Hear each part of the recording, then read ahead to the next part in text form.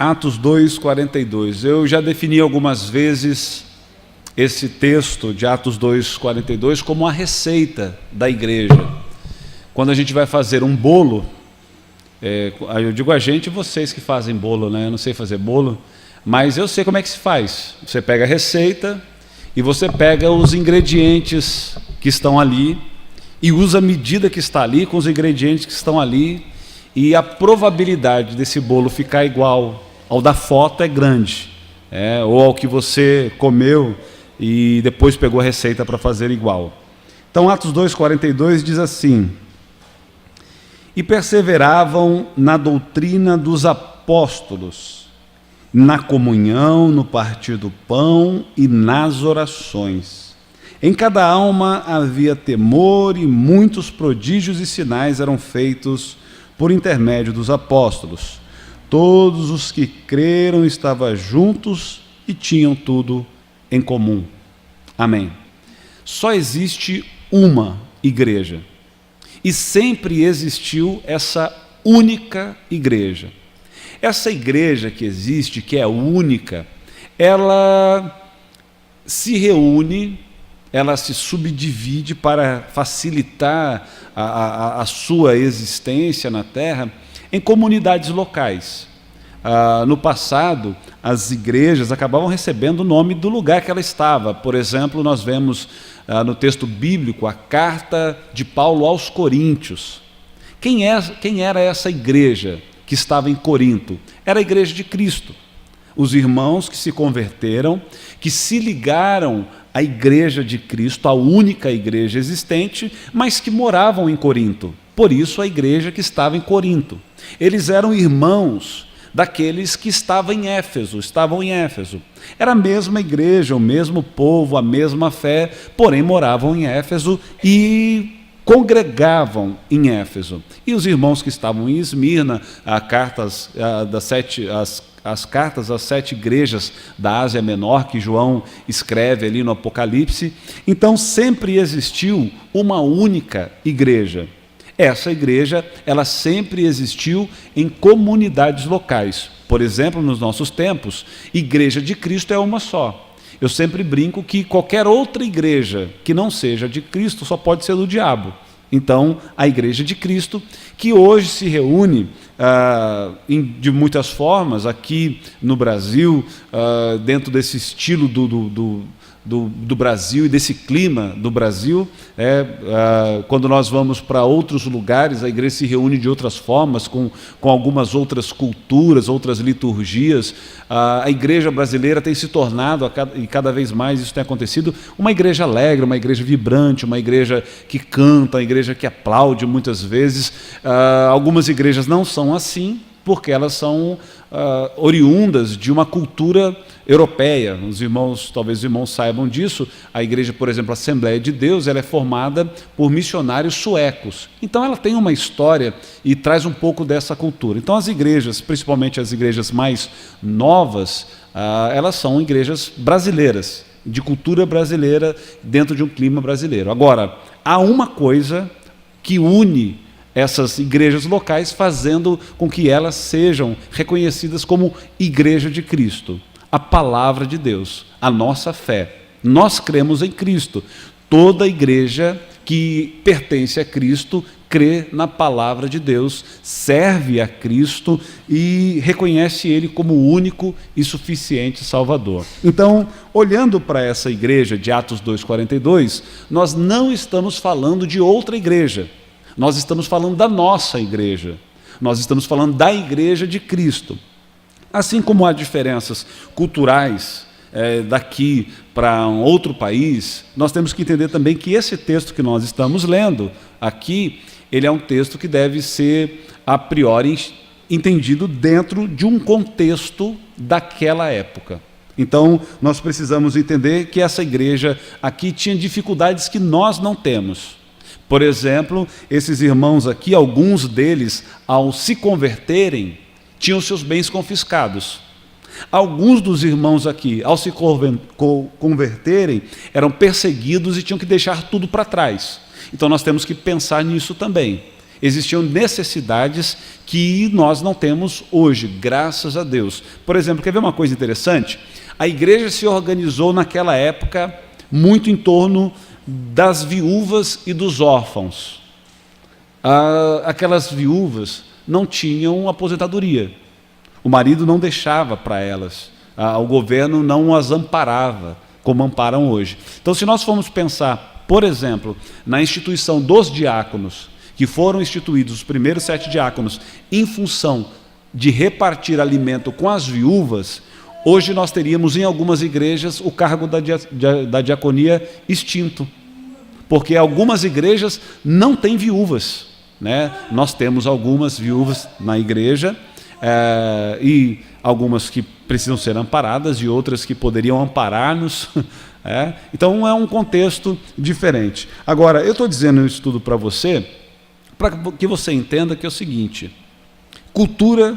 a cultura muda, as pessoas mudam, o clima muda, muita coisa muda. Agora, a essência daquilo que foi dito é imutável. A palavra de Deus, como verdade eterna, é imutável. Então, a receita para a igreja e para a vida cristã também é imutável. E aí nós precisamos olhar isso aqui e pegar isso como uma receita para as nossas vidas. Os irmãos estão me entendendo? Amém? Quando a gente faz uma receita, a gente não pode colocar só o que a gente gosta. Para seguir a receita e ficar igual, a gente tem que colocar tudo. Então a receita aqui, vamos pensar na essência da receita e não nos ingredientes em si. Está muito na moda agora um negócio de gourmetizar. O cara pega lá o fubá, faz o que eu chamo de angu, só que ele faz o angu, coloca numa forminha redonda, aí coloca ali no pratinho redondo, coloca uma folhinha de hortelã e uma pimentinha daquela, eu chamo de bico doce, eu não sei se é isso. Dedo de moça. Joga um azeitinho em cima, gourmetizou o angu. É um angu metido a besta. Só isso. É o mesmo angu, passou a ser agora um angu metido a besta. Mas a essência é o angu. Mudou alguma coisa, mas a essência ali é o angu. Então, quando eu olho para isso aqui, eu tenho que fazer a leitura correta do tempo, a interpretação correta do que estava acontecendo, no tempo que estava acontecendo, e extrair aquilo que não pode ser mudado em hipótese alguma. Nós não gostamos disso. Nós gostamos da receita. Por exemplo, eu gosto... Quem gosta de bolo de chocolate com cobertura aqui? Eu gosto. Só que eu gosto da cobertura. Então, se eu puder cortar assim, o bolo, tirando 1 milímetro para baixo da cobertura e pegando só aquele 1 milímetro e a cobertura, para mim é o ideal. O resto do bolo não precisa não. Então só aquele 1 milímetro. A gente gosta às vezes de fazer isso com a Bíblia. Esse texto, por exemplo, é uma maravilha. Quando a gente lê isso aqui, eu nunca vi ninguém dizer assim para mim: pastor, eu vou vir mais para a igreja. Porque eu li Atos 2,42 e a Bíblia diz que eles perseveravam unânimes no templo. Então, a partir de hoje, pastor, eu quero a chave da igreja, porque eu quero vir para a igreja todos os dias. Quando chega nessa parte, eu consigo fazer essa transição e entender que era um outro tempo e tal, aquela coisa toda. Mas quando diz assim, havia sinais e maravilhas, você já deve ter alguém, você já ouviu alguém falar assim: pastor, por que a igreja hoje não vive tantos sinais e maravilhas como eu vivia naquele tempo? Porque você não está todo dia na igreja. Eu poderia responder isso, não seria uma verdade, mas eu poderia responder isso, porque eu estou cortando só a coberturinha do bolo e deixando o restante do bolo para trás. Então vamos pensar algumas coisas rápidas, lendo esse texto. Então vamos lá, Atos 2:42, perseveravam na doutrina dos apóstolos. Quando Lucas vai começar a descrever aqui como funcionava a igreja nos primeiros anos da sua existência, a igreja no seu nascedouro, ele destaca de primeiro a doutrina dos apóstolos. O que era que amarrava as pontas da igreja? O que é que fazia com que a igreja fosse saudável? O que é que fazia com que a igreja soubesse responder às pessoas que lhe perguntassem acerca da sua fé? O que fazia com que alguém que foi impactado com a boa notícia de que Cristo morreu na cruz para perdoar os nossos pecados, o que fazia com que essa pessoa permanecesse firme na fé e pudesse anunciar aos outros?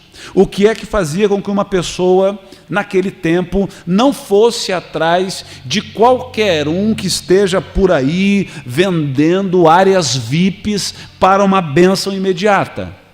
O que é que fazia com que estes homens estivessem alicerçados na rocha? Então, ele já responde logo de cara. Essa igreja vivia e perseverava naquilo que os apóstolos ensinavam. E o que é que os apóstolos ensinavam? Senão aquilo que eles ouviram de Jesus. Qual é o assunto da igreja? Senão aquilo que a igreja ouviu de Cristo. Jesus falou aos apóstolos, os apóstolos pegaram isso e passaram adiante. Tiveram muitos deles que ajudaram, não a dizer coisas novas, mas eu diria que a sistematizar, a organizar de forma compreensível para nós aquilo que Jesus disse, que fizeram a leitura correta do que o Espírito do Senhor vinha dizendo desde o Antigo Testamento e nos entregaram isso de uma forma mais organizada. As cartas dos apóstolos, por exemplo, as cartas doutrinárias nos ajudam nisso. Qual era a base da igreja? A doutrina dos apóstolos. Eu não sei se você tem percebido, irmão, quando nós falamos a respeito disso, se tem algumas coisas que estão sumindo dentro das igrejas. São exatamente as coisas que não podiam sumir. Porque quando eu faço um angu gourmetizado, que não tem fubá, é qualquer coisa menos angu. Quando eu substituo o fubá por outras coisas, eu estou fazendo alguma coisa que pode parecer muito, mas que não é a receita original. Quando eu coloco uma folhinha de hortelã, que está ali é angu ainda. Quando eu uso o nome mais chique aqui, polenta, né? É uma polenta. Né? Quando eu tiro o fubá, aí começou a ser outra coisa. Então, quando eu tiro o perseverar na doutrina, eu começo a desandar a minha receita. Eu começo a fazer com que a minha receita deixe de ser aquilo que ela tem que ser. Eu não estou dizendo, irmãos, que a igreja funcionava e existia só com a doutrina dos apóstolos. Mas fica claro que a doutrina dos apóstolos era algo tão fundamental que é citado em primeiro lugar por Lucas, quando Lucas vai descrever o dia a dia da igreja em Atos dos Apóstolos, e perseveravam na doutrina dos apóstolos e na comunhão. Na doutrina dos apóstolos. Algumas palavras, irmãos, estão ficando para a gente não está conseguindo entender o que significa algumas palavras tão importantes para a nossa fé, como justificação. Justificação. O que é justificação?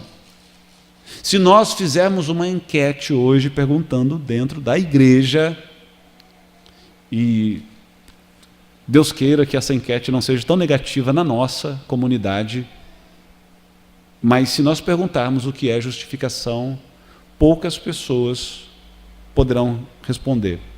Eu estava vendo uma entrevista que foi feita dentro do Mackenzie, veja bem, não sei, acredito que não eram alunos de teologia, mas eram alunos. E a pergunta dentro do Mackenzie, que foi feita nos corredores do Mackenzie, foi um texto, se referindo à Bíblia, ele pode ter várias interpretações, ou ele tem uma única interpretação, ou ele deve ter uma única interpretação. De 10 pessoas, 9 responderam que então, tem várias interpretações. Depende muito de quem lê, depende muito da cultura de quem lê, depende muito do momento que a pessoa leu. Um texto pode ter várias interpretações. Se nós não tomarmos cuidado, a nossa resposta é a mesma. E eu até sei que, de repente, se eu fizesse essa pergunta no meio cristão, a resposta seria a mesma, mas é errada.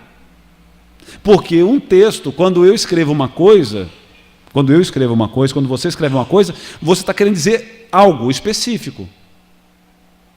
Se alguém lê e não entendeu aquilo que você estava querendo dizer e teve uma outra interpretação, isso não faz com que você tenha tido a intenção de dizer duas coisas. Você quis dizer uma coisa. Quando eu digo, eu já usei essa expressão, que se eu estiver fora, viajando, e eu mandar uma mensagem para a Débora dizendo alguma coisa, se eu disser para ela, amor, eu estou morrendo de saudade,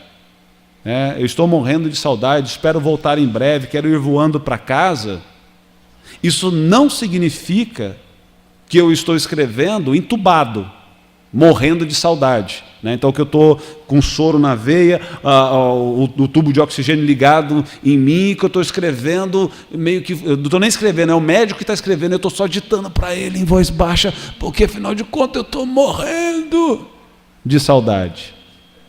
Tem um sentido específico, morrendo de saudade. Se eu disser para ela que eu volto voando, mesmo que eu esteja em Mogi, eu não estou dizendo que eu vou pegar um avião, até porque não tem aeroporto em Mogi, e se tivesse eu não conseguiria pousar esse avião em Suzano. Voando é rápido. Então, há uma interpretação clara, mesmo que eu tenha usado algumas figuras de linguagem, para dizer algo muito específico. Deus disse algumas coisas, muitas coisas, na sua palavra. Mas como é que nós vamos aprender essas coisas? Senão estudando a própria palavra. Então, a igreja de Atos dos Apóstolos, ela priorizava a doutrina dos apóstolos. Você quer ser igreja sadia? Igreja saudável? Eu conversava com alguém esses dias, irmãos, e está aqui uma coisa que nós precisamos ter uma compreensão muito clara. Diga assim comigo, eu sou a igreja. Você é a igreja, irmão. Você é a igreja. Aqui, nesse lugar, nesse prédio que nós alugamos, é o lugar de encontro da igreja, ou das igrejas. Como a igreja é uma só, mas essa igreja se manifesta em comunidade local, se manifesta através da minha vida, então eu, você e o meu irmão e a gente, nós juntos, nós somos a igreja de Cristo. E nesse lugar, às terças-feiras, a igreja se reúne. Aí vem você que é igreja, e venho eu que sou igreja, e nós nos encontramos aqui, e aqui vira a igreja. É um negócio meio doido. Porque a nossa reunião é a igreja. A reunião das igrejas de Cristo, que somos nós, é a igreja. Então, esse lugar é a reunião da igreja de Cristo. Então, você é a igreja. E a igreja é aquilo que a igreja local, ela é aquilo que eu faço ela ser. Se a igreja tem que perseverar na doutrina dos apóstolos, a minha pergunta é, quem é que deve perseverar na doutrina dos apóstolos? A igreja. E quem é a igreja? Quem é que deve perseverar? Eu. Porque eu sou a igreja. Quem é que deve perseverar? Todos nós. Se eu disser que a igreja deve perseverar na doutrina dos apóstolos, eu estou dizendo, eu tenho que perseverar nessa doutrina. Isso não é coisa do pastor, isso não é coisa do obreiro. Todos nós temos que perseverar nessa doutrina. Todos nós temos que amar a palavra de Deus e buscar aprendê-la. Então nós precisamos perseverar na doutrina dos apóstolos, saber qual é a função da igreja, qual é a missão da igreja, o que Cristo espera da igreja, e assumir esse papel de ser igreja, de ser igreja. Irmãos, muitas vezes nós usamos uma expressão que revela como nós estamos pensando a igreja. Quando nós falamos assim, olha, eu vou à igreja, eu sei que eu uso essa expressão, mas muitas vezes nós podemos estar usando essa expressão, eu vou à igreja, porque nós estamos um pouco equivocados em relação ao que é igreja. Quando eu digo assim, a igreja, você já deve ter ouvido alguém falar, ou você mesmo já deve ter falado. A igreja hoje, ela não ora como orava antes. Aí eu pergunto, quem é a igreja? Quem é a igreja? A igreja hoje não evangeliza como evangelizava antes. Aí a pergunta é, quem é igreja? Mas antes eu acho que a igreja, as pessoas conheciam mais do evangelho.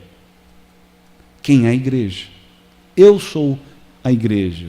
Eu tenho que ser aquilo que eu espero que a minha comunidade de fé seja. A igreja comparada na Bíblia é um corpo, irmãos. É um corpo.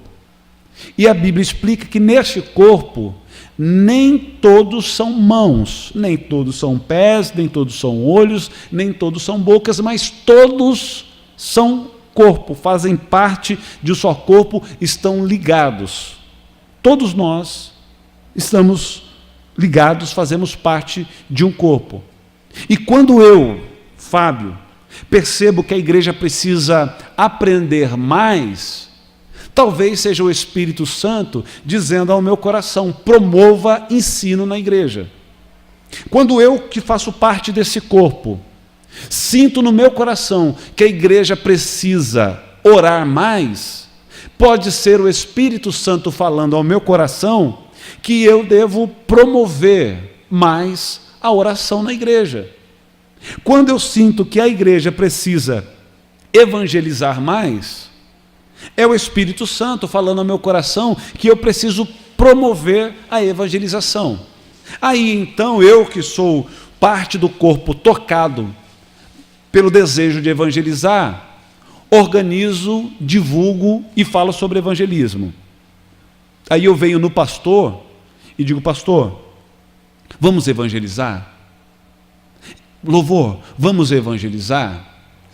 Vou criar um grupo, eu vou encontrar outras pessoas que estão ao meu lado, que querem evangelizar.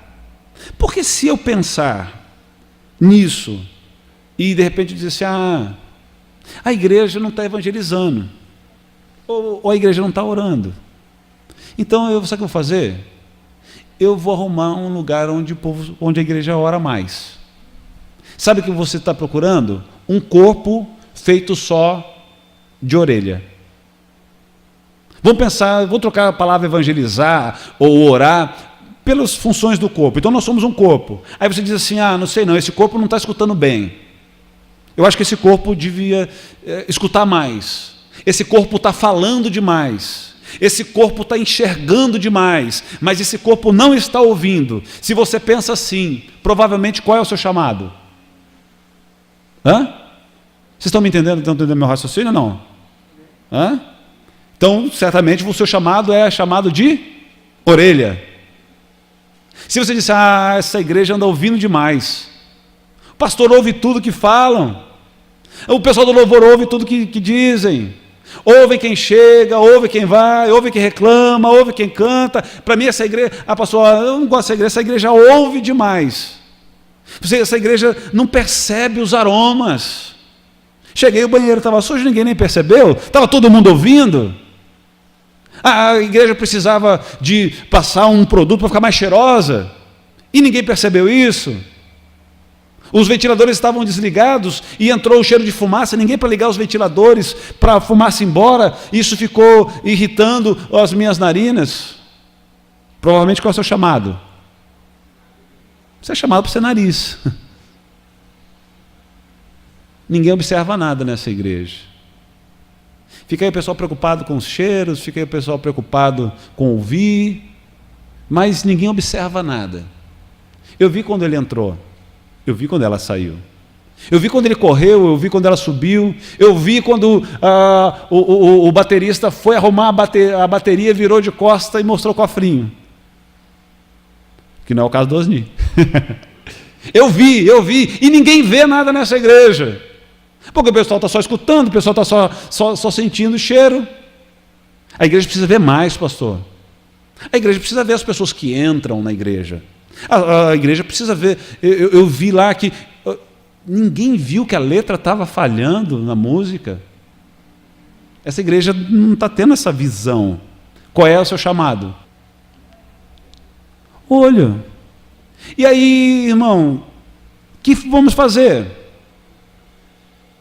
Eu vou para a igreja dos olhos, aí chego lá na igreja, estou feliz, achei uma igreja, todo mundo vê tudo, todo mundo vê tudo. Cheguei, a hora que eu cheguei já me viram, todo mundo me viu a hora que eu cheguei. Aí nós estávamos lá e todo mundo viu quem chegou, todo mundo viu quem saiu, todo mundo viu a hora que começou, todo mundo viu a hora que terminou, todo mundo viu o relógio, todo mundo viu tudo, todo mundo viu o ventilador, mas será que isso é corpo de Cristo? Uma igreja só de olho, irmão, é a igreja de Cristo? Você conhece um corpo, não vale em desenho animado, mas você conhece uma igreja, um corpo só de olho? Ou você conhece um corpo só de orelha? Nós somos um corpo. E aí quando eu sinto que a igreja, que é o corpo de Cristo que eu estou, ela não ouve bem, é porque eu tenho um chamado de ouvido. E aí eu tenho que mandar as mensagens corretas para o restante do corpo, dizendo, olha, vamos usar o ouvido, vamos enxergar mais, vamos falar mais, vamos perceber os odores. Eu tenho que contribuir com aquilo que a igreja é. E o que é que vai manter a estrutura da igreja como igreja? Inclusive, onde nós vamos aprender doutrinariamente que a igreja é o corpo de Cristo, através da doutrina dos apóstolos. É lendo a Bíblia, é estudando a Bíblia. Então, eu diria que essa é parte da função da igreja, que é apresentada aqui em Atos dos Apóstolos como a primeira parte. Perseveravam na doutrina dos apóstolos. Então nós temos um desafio, irmãos. Eu, como pastor, tenho um desafio pessoal, como cristão, como pastor dessa igreja, que é de motivar você a ser um amante da palavra de Deus. Atos 2,42 continua dizendo que eles perseveravam na doutrina dos apóstolos, mas eles perseveravam também na comunhão. A comunhão. E eu já disse isso aqui para vocês, que uma das definições que eu achei muito bacana de comunhão é compartilhar dons. E não só dons espirituais. Não só dons espirituais.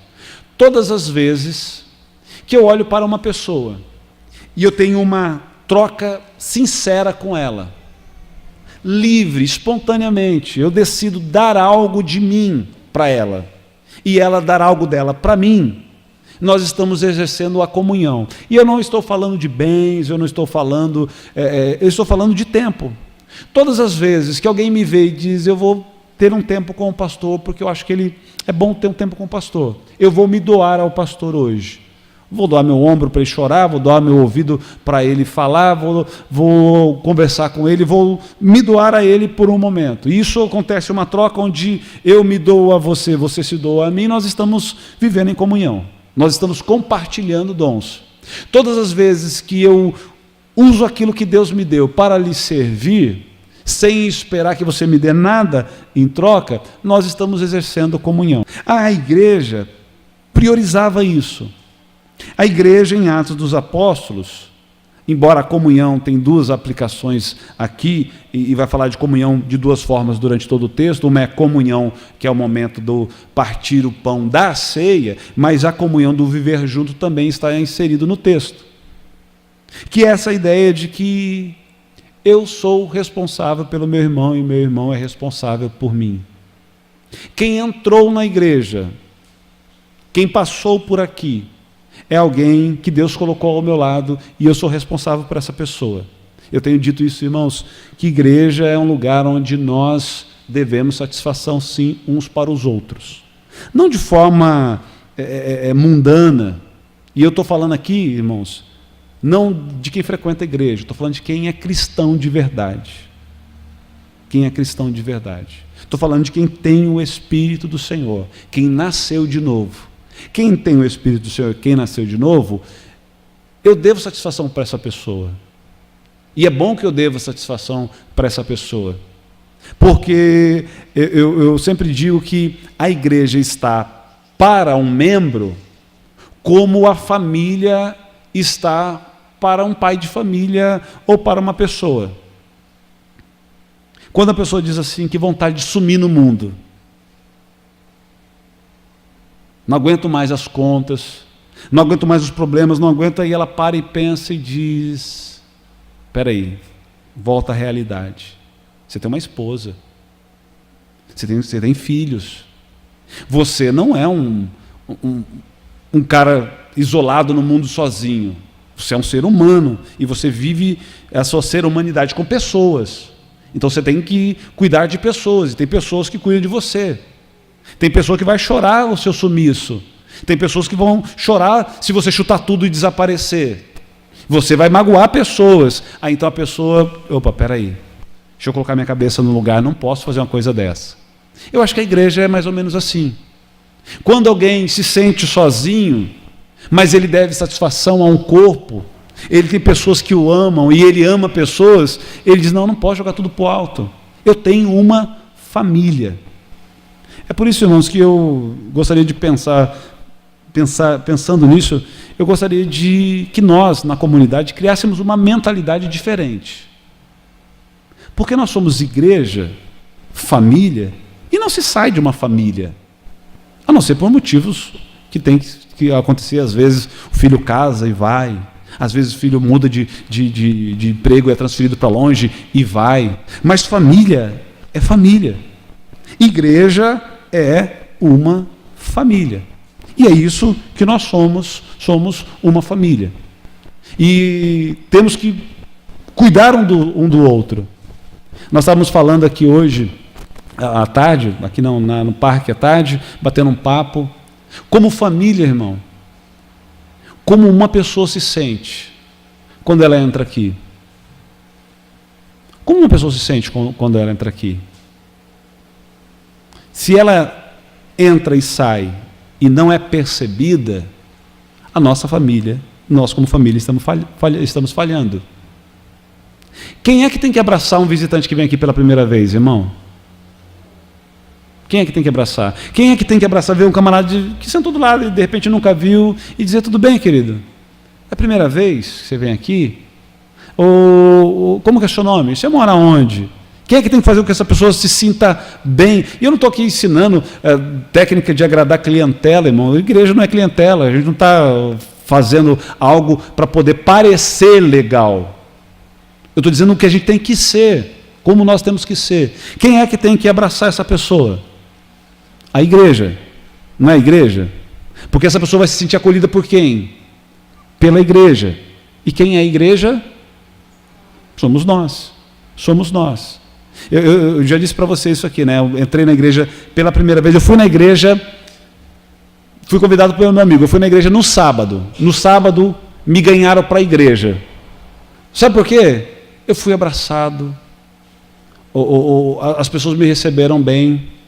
Eu não fui impactado por Cristo. Sabe o que aconteceu comigo? Eu senti vontade de voltar no domingo. Por que eu senti vontade de voltar no domingo? Porque o Espírito Santo falou comigo naquele dia, para falar a verdade, pensando bem, não foi isso. Simplesmente encontrei pessoas que condiziam com aquilo que elas estavam falando e ensinando. No domingo, quando eu voltei, aí Deus falou comigo. Aí a palavra de Deus veio ao meu coração de forma impactante e transformadora. E isso deve acontecer, por isso que eu disse, eu não estou aqui falando sobre uma técnica de recepção, eu estou falando de modo de vida. Nós precisamos ser pessoas que valorizam a doutrina dos apóstolos e que valorize a comunhão, que valorize o próximo, que valorize a pessoa que entra e a pessoa que está na igreja, que se importe de verdade com o irmão. Então eu termino aqui com oração. Eu disse aqui, irmãos, esses dias e volto a dizer, se tem uma coisa que eu não entendo e duvido que alguém entende como é que funciona, é oração. Não entendo. Eu sei como orar, mas eu não sei como é que funciona. Que mecanismo poderoso é esse, que quando a igreja começa a orar, as coisas começam a acontecer? Como é que funciona? Como é que eu falo com Deus, que já sabe tudo, mas espera eu falar, e quando eu falo, ele ouve e responde de forma poderosa? Não sei. Como é que funciona essa sistemática? Eu não sei. Porque eu acho que isso se enquadra naquilo que a Bíblia chama de mistério.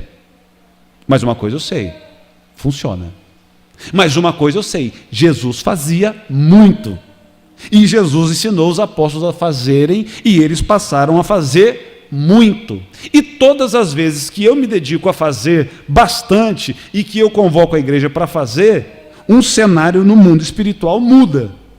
Agora, se você pedir para mim de explicar isso logicamente, não sei como é que se explica isso.